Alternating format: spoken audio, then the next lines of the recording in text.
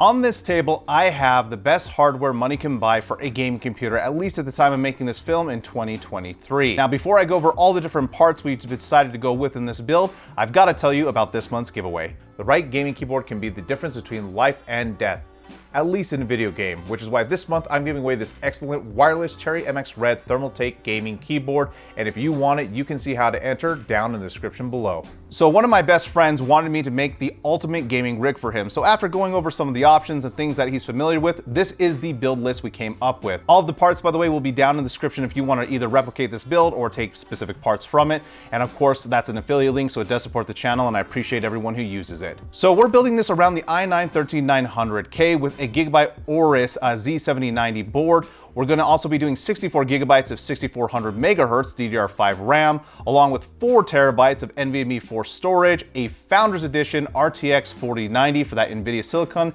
and a crap ton of Lee & Lee fans and cooling. Also doing a 1300 watt PCI Gen 5 power supply, so we get that single cable for the 4090. And MSI has recently released a whole bunch of them. They're actually good value. I've used them in many builds recently, so I have nothing but good things to say about them. Now the case we're building in, because he likes big towers as a big guy, is the NV7 Fantex case. This is one of the newer cases that's come out on the market, and it's one of the ones that I'm most excited to build in, as I haven't had a chance to, but I've heard nothing but good things. Now the super hardware techie among you might be like, well Andrew, AMD is a little bit faster and the i9KS is a better CPU, and why aren't you doing a $1,000 enthusiast board instead of one of these more mid-range boards? Well, first off, shut up. Secondly, there's a lot of reasons why we didn't do that. The KS CPU, because these i9s run so freaking hot, doesn't really have any room to overclock, and it's honestly like 1 to 3% faster for the money. It's not worth it in my opinion. Motherboards are another thing you can spend a lot of money on needlessly. Unless there's a very specific feature that $1,000 plus motherboard gets you, it's a complete waste of your money. This one is going to be totally fine.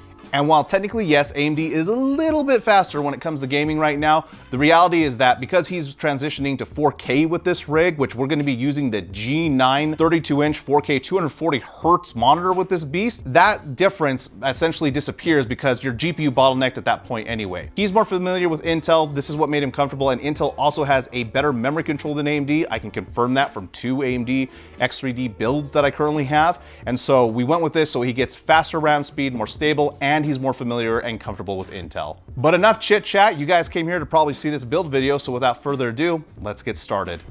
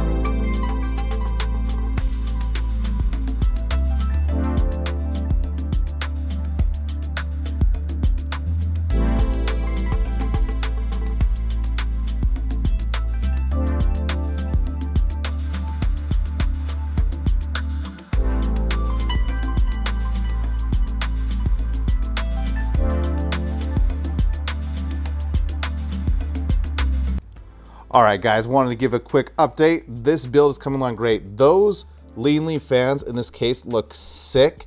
I am digging this metal on black, like chrome look. Gonna have to come up with a build for this, like midnight, I don't know, midnight iron or something like that. I don't know, but let's get back to it.